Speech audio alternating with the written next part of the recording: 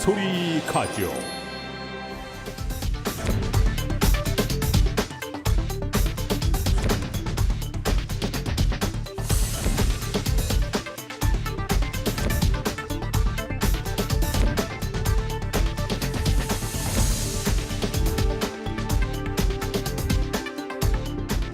옳은 소리 막막 막막. 예, 덕구입니다. 안녕하세요. 아까 인형에 나온 덕구가 저예요. 괜찮죠? 재미있죠?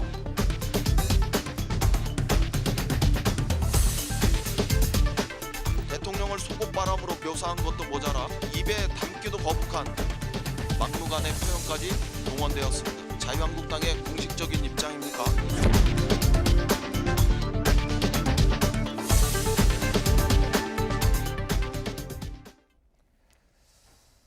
네, 이 관련 영상에 대해서 청와대에서는 이게 국격의 문제까지 좀 얘기를 했습니다. 이 수업 보셨어요? 예. 예. 뭐 충분히 그 청와대 대변인이 그 정도 코멘트할 수 있는 사안이었다. 예. 그리고 어쨌건 그 국가 지도자에 대한 그 지나친 희화화는 이제 자제되는 게 맞다. 예. 그러나 이제 동시에 또 저희가 뭐 지나친 엄숙주의 있잖아요. 뭐 지난번에도 왜 나경원 원내대표가 김정은 수석 대변인이라는 거 인용했더니 뭐 국가원수 모독죄 이런 얘기까지 하고 어제도 보니까 그 코멘트는 저는 좀 오바했다고 생각을 해요. 뭐 천인 공로할 일이다 이렇게 그 민주당 대변인이 코멘트를 했던데 그런 건 좀 지나친 또 그 엄숙주의다. 엄숙주의는 우리가 잘 알다시피 그토록 우리가 배격했던 권위주의, 파시즘의 산물이다 하는 거를 또 잊지 말고 그 균형점에서 이거를 보는 것이 맞겠다 이런 생각입니다. 예. 일단 문제는 공당이 직접 제작한 거에서 저렇게 갔기 때문에 문제 아니겠습니까? 짧게만 하나 말씀을 드리면 오바마 전 미 대통령의 부인인 미셸 오바마의 유명한 명언이 있습니다.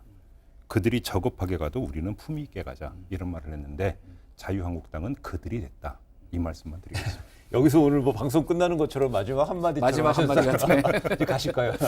일어날까요?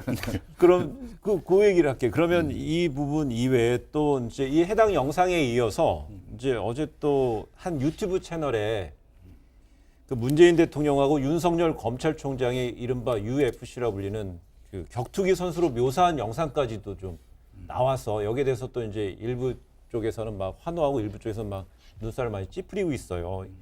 이런 것도 논란은 분명히 되는 것 같아요. 그러니까 좀 요거는 저는 좀 갈라서 봐야 된다고 보는데 공당인 자유한국당이 제작한 동영상에서 담긴 내용과 그냥 한 사람이 국민의 한 사람이 어떤 대통령을 풍자하거나 비판하는 것은 평가의 어떤 기준과 평가의 수위가 달라야 된다고 저는 생각을 해요. 그러니까 이게 정말로 어떤 하나의 풍자로 그러니까 평가될 수 있을 만큼 질이 높으냐는 별개로 그거는 따로 이야기를 해야 되는 거고 다음에 유튜버가 어떤 문재인 대통령의 국정에 대해서 마음에 안 들고 그래서 비판을 하고 그러면서 포인트를 잡아서 뭐 풍자는 할 수 있다. 그것이 표현의 자유 영역에 들어간다.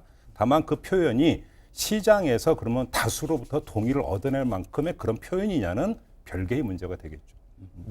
실제로 이제 미국에서도 그 트럼프 대통령에 대한 그 풍자 이런 그 유튜브 영상이 뭐 지나칠 정도로 심한 게 많거든요. 그러니까 또 정치적 공방에서 지난번 그 러시아 그 뮬러 특검 러시아 스캔들 때 심지어 그 민주당 그 의원들이 러시아 스파이라고까지 공격하고 그랬어요. 그러니까 그 민주주의라는 게 이렇게 좀 시끄러운 거죠. 그런데 지금 얘기한 대로 우리 지금 이 벌거벗은 임금님 동영상은 어쨌든 공당이 제작했고 어쨌든 또 공당의 또 대표가 직접 어쨌든 출연했다는 점에서 조금 논란이 될 소지가 있으나 저는 뭐 이쯤에서 이제 서로 접으면 좋겠다고 생각이 되는 게 이 각인 효과라는 게 있거든요. 저거 자꾸 공격해서 논란이 되잖아요. 그럼 이제 확산될 거 아니에요? 그럼 안 봤던 사람들 보잖아요. 그러면 물론 비판하는 관점에서 볼 수도 있지만 또 뭐 별로 틀린 말 없네 하는 또 그런 각인 효과도 생기기 때문에 저는 이쯤에서 서로 이제 휴전하고 업그레이드 시키는 그 정치 문화를 업그레이드 시키는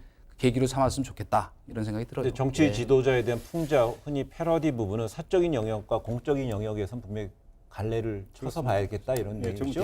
저도 이제 개인 의견을 좀 정리해서 말씀을 제가 그런 경험이 있는데 외국의 정치 풍자만 모아놓은 그러니까 정치 개그만 모아놓은 책이 하나 있었어요. 그러니까 서점 가서 이제 그러니까 시간대 오다가 그 차를 우연히 집어들고 본 적이 있는데 그때가 이제 헬무트 콜이 있고 네. 일본의 모리 총리 있고 대한민국의 김영삼 대통령 시절이었는데 예. 그 세 나라에서 그 자기 나라 원수 국가 원수를 어떻게 그 풍자하고 비판하는가를 모아놓은 거예요. 정치 개그. 네. 근데 뭐 입에 여기서 그러니까 인용만 하면 바로 방송 심의에 예. 걸릴 정도로 정말로 그러니까 뭐 심한 내용이 적나라한 많았죠. 게 많아요. 네.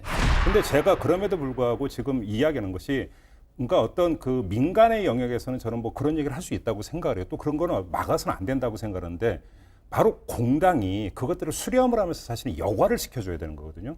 한편으로는 어떤 그런 정서를 수렴을 하면서 의정 안에서 대신 싸우는 게 정치라고 한다면 그것들을 모아서 어떻게 여과를 하면서 품격 있게 싸움으로 가져갈 것인가. 이게 정당에게 이제 부여되는 역할인데 저작거리하고 똑같게 해버리면 공당의 의미가 뭐가 있느냐라는 거예요. 이 점만 좀 말씀을 드리겠습니다. 그 사실은 이제 지금 벌어지고 있는 이런 현상들이 약간 전 세계적인 현상이라는 측면도 있어요.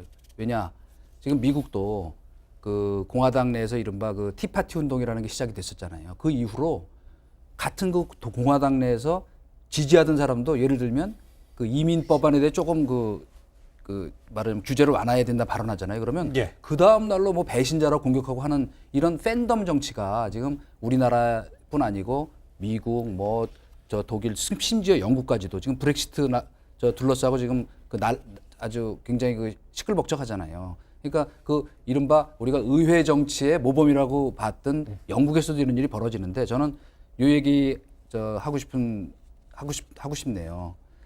저희가 2008년에 그 광우병 시위 때문에 사실 당시 저도 청와대에 일할 때 고생을 했거든요. 네. 근데 그 방한했던 그 부시 당시 미국 대통령을 따라온 콘돌리자 라이스, 당신은 국가안보보좌관이었죠. 이렇게 얘기하더라고요. 원래 민주주의라는 게 시끄러운 거라고. 그래서 제가 속으로 아 참 당신 편한 소리 하고 있다 그러면서 나중에 돌이켜 생각해 보니까 그게 바로 금도와 여유다. 그러니까 요 근래 너무 우리 지금 정치판이 좀 살벌해졌어요. 어떤 거는 한 걸음쯤 이렇게 떨어져서 이렇게 속옷 입혀서 그래도 다행이네 하는 멘트도 어디서 좀 나와서 서로 빵 터지는 이를테면 내가 조국이야 이런 김종민 의원 멘트처럼 그런 좀 여유와 좀 이런 그 파격도 좀 있었으면 좋겠다. 알겠습니다. 그런 생각이 듭니다. 예. 예, 오늘 그